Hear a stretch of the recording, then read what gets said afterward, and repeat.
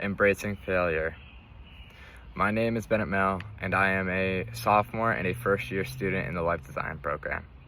I initially joined the life design program to fulfill a STEM Academy requirement, and I chose it from my connection to Mr. Daly. I started off this year looking at everyone choosing their projects and picking projects that were noble or helped others, and it didn't really resonate with me. So I decided to do something for myself. I took a step back and looked at activities or hobbies I enjoy and decided to build off of that. Some background on me: I began playing lacrosse in the 3rd grade while I was still playing baseball. Playing both those sports simultaneously made it very easy to see which one I preferred. The next season, I quit baseball, and I have not regretted that decision for a second. My project was to create a custom lacrosse head tailored to my play style by 3D scanning 3 of my current heads, then importing those scans into an app to combine and adjust their features. My goals for my projects were to make it custom for me by using current heads and taking the best qualities from each of them, making them game ready by molding it to increase durability and teaching myself how to string it correctly, and finally being able to score with it in a scrimmage or practice. The failures I had throughout my project were the parts of my initial plan where I wanted to 3D scan my heads, which didn't work because I didn't have the right scanner available to me. Another failure I had, I wasn't able to mold it correctly. I attempted the mold twice, and both attempts ended in a burnt blob of plastic, and I realized my initial method would never work.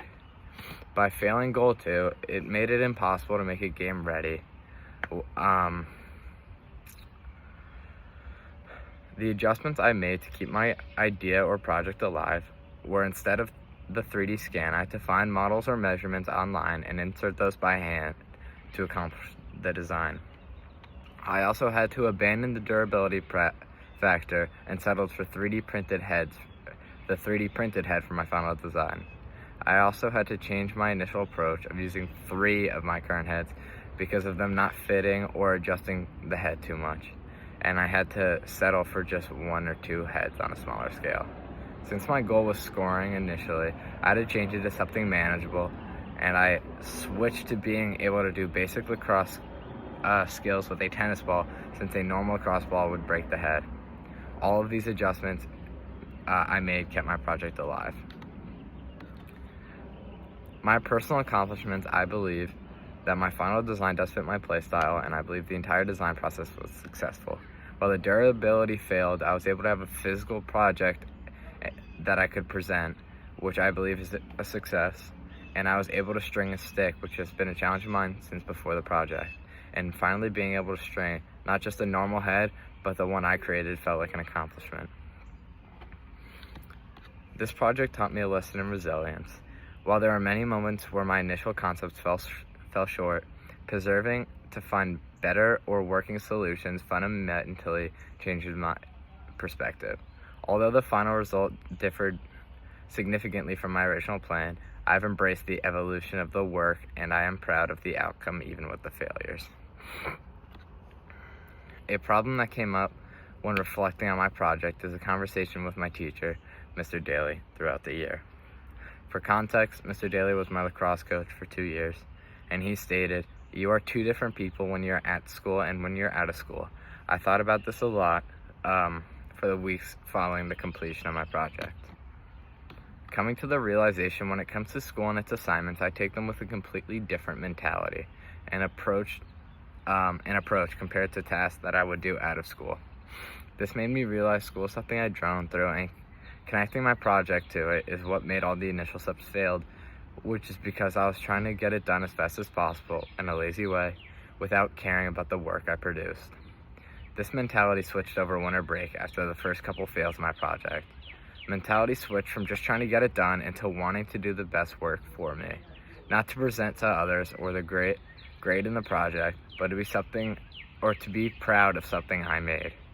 After this realization, I started the strides with my project and finished it content with the results. I've applied what I've learned in this project in lacrosse and life by being able to persevere through the struggle I face individually and team-wise, and adopting the mentality to become more self-serving for school and creating a want to do stuff instead of just having to do it. The clips you're watching now are my development or highlights in the past 2 years of lacrosse, and the improvement shows that this all ties into my life and what I'm working towards. All I do is put towards being the best lacrosse player I can be. The demonstrations I'm showing are a fraction of the daily work that I do. I practice for school daily and at home. I work out, watch film, and watch college games.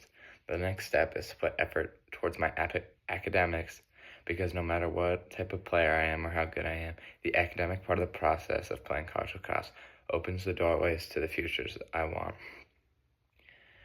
And all of this project expanded my knowledge on my future goals and knowing the work I have to put in all aspects of my life to achieve what I want.